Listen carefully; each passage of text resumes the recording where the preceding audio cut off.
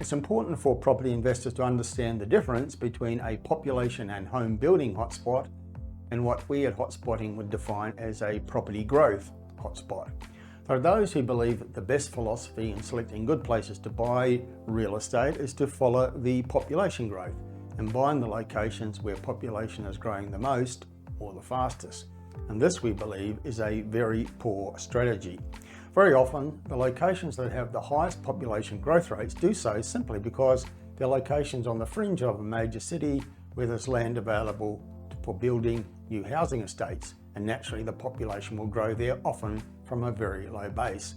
And sometimes the growth in prices in these kinds of locations is subdued because there are large quantities of new housing supply being created. And that is, there's an absence of shortage.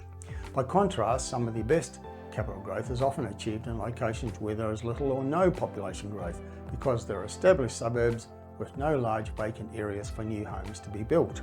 The only way the population can grow in such places is by increased density. For example, houses are knocked down and replaced by apartment buildings.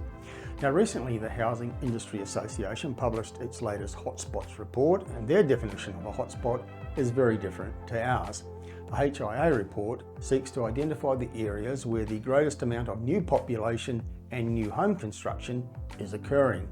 Media reported on this with headlines such as "Population Boom Creates Hotspots," and a typical article said, "Surging population growth is creating housing hotspots on the suburban outskirts of Australia's major cities."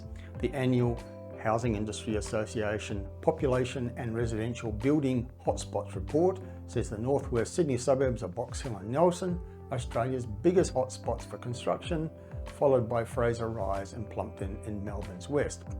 Now, this is a perfectly valid report for the HIA to produce because it speaks to the primary activity of its members, the important business of creating new dwellings, which is something the nation needs because there's a serious shortage. But the HIA definition of a hotspot is areas where population growth eclipses the national growth of 2.4% and building work is worth more than $200 million. But it's important to understand that such places are not necessarily good places to invest. The hotspotting definition of a hotspot is a place where there are underlying economic factors likely to create superior capital growth in the medium to long term.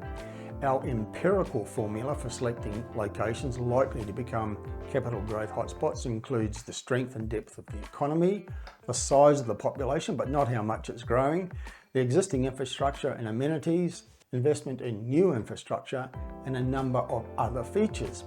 Locations that satisfy the various criteria in our empirical formula are far more likely to deliver superior capital growth than city fringe locations where the population is growing fast through new housing estates.